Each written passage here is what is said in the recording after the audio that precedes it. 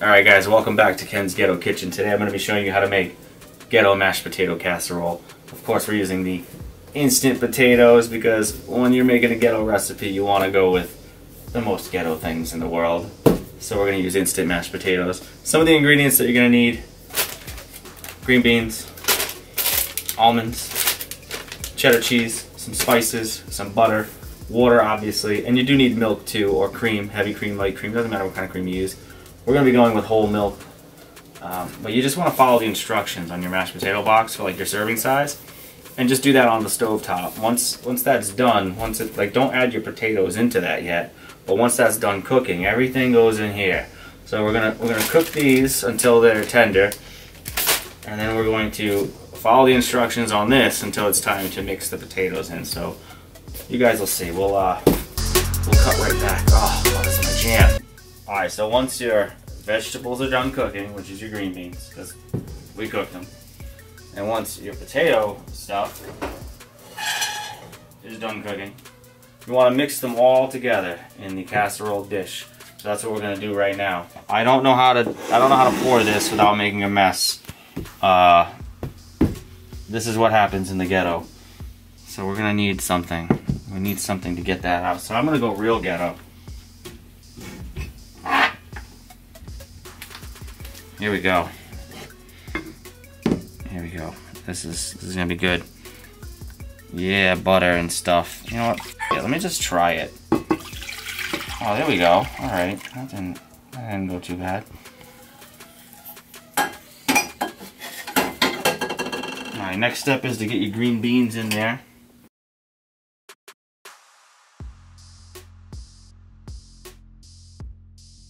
Alright, so once those are in there, your next step is to use your almonds.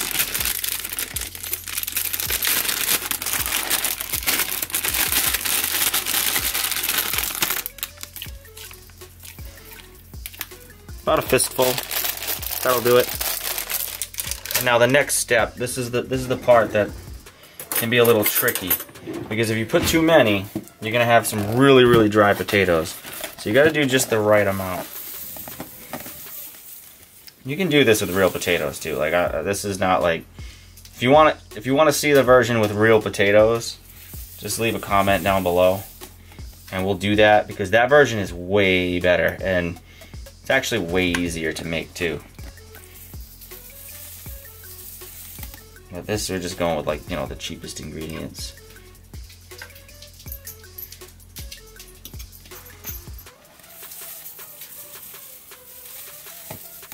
Well, this is going to start to thicken up noticeably, and you don't want to go too thick. That's what she said. Don't mind the dog noises. Mind the dog noises. The collar, the... Tell Allie how you feel about her. Tell her how beautiful she is.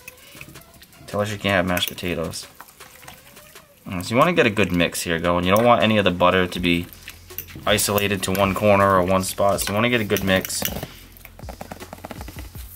And once it just starts to thicken up to where you're losing moisture, that's when you want to stop adding potatoes.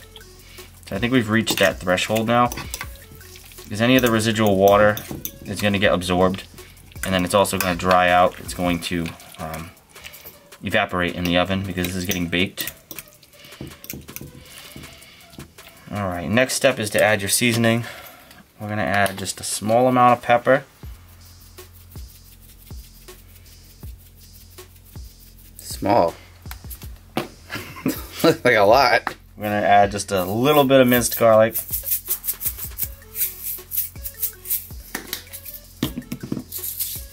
Some minced onion.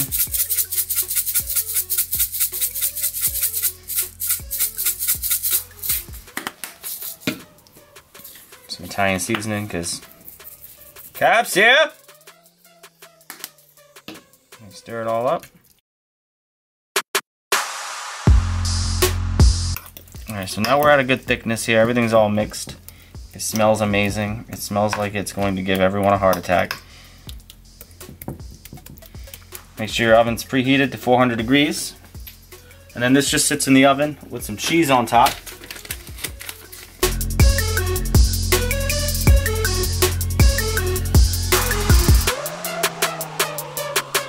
you go. So now, it's gonna go in the oven for about, I don't even know, 10-15 minutes.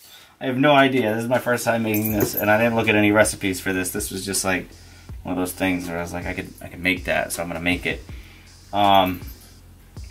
You can have it uncovered if you like, you know, crispy corners and you like your cheese fully melted and bubbly, or you could cover it if you don't want any of that. You know, some people like the, I guess the skin that forms over the top of baked mashed potatoes, but you don't have to do that. You can cover it up and make it stay soft, but we're not gonna do that. We like, I don't know, burnt stuff, I guess you could say. All right, who's ready to look at this thing? Oh my God. Oh boy. That's how you know it's done. You can just hear it sizzling. Okay, now this is heavy, so be careful when you're taking it out of the oven. So that's what it's gonna look like. You do want to let it sit for probably a good 5 to 10 minutes to cool off, because this is gonna continue to cook in the pan for another couple of minutes. It's so good. So good. Alright guys, so there you have it. This is what the mashed potato casserole is going to look like. It smells amazing. It looks amazing. If you like cooking videos, make sure you come back next Wednesday, because every Wednesday at noon, we do a whole new recipe. Next week, we've got something amazing, like really amazing. Next week's recipe is something I've been wanting to do for like over 10 years, so you need to check out next week's video. And the only way to do that is hit that subscribe button and enable the notifications by clicking on that little bell. Leave a comment down below if you have any food hacks, kitchen hacks, cheap recipe ideas, anything that you think we might like making, and we will try to do that. But thanks for watching. We're gonna try and enjoy this now, even though we're already full. But let's do it. Let's bite into this.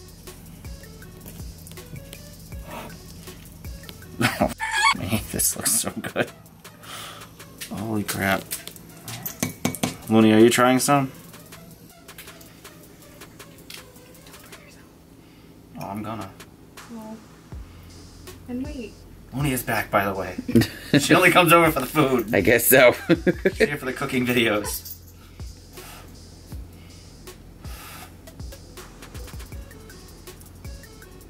Oh, it's everything I want it to be. I guess that's good then, right? Very good.